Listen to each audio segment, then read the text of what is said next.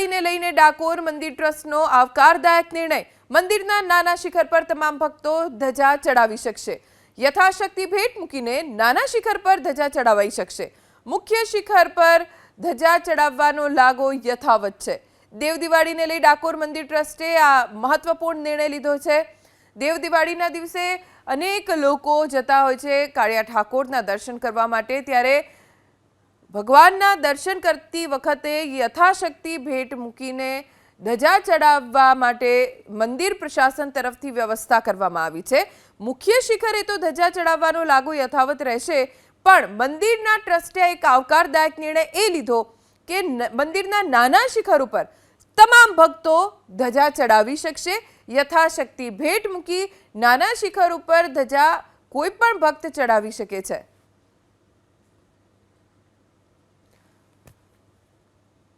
દેવ દિવાળીનો અવસર ડાકોરમાં સવારથી જ ભીડ જોવા મળી રહી છે।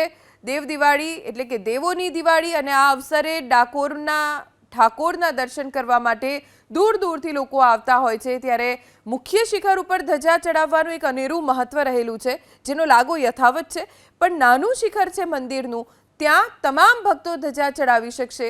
મંદિર પ્રશાસને ભક્તોની આસ્થા, શ્રદ્ધા અને લાગણીને માન આપીને આ નિર્ણય લીધો છે, જે ખૂબ જ આવકારદાયક નિર્ણય છે। નાના શિખરે ધજા ચડાવવા 500 રૂપિયાનો ચડાવવો પડતો હતો લાગો। મુખ્ય શિખરે ધજા ચડાવવાનો લાગો યથાવત છે, પણ હવે તમામ ભક્તો નાના શિખર ઉપર ધજા ચડાવી શકશે, જેનાથી અનેક શ્રદ્ધાળુઓની આસ્થા વધુ દ્રઢ બની છે।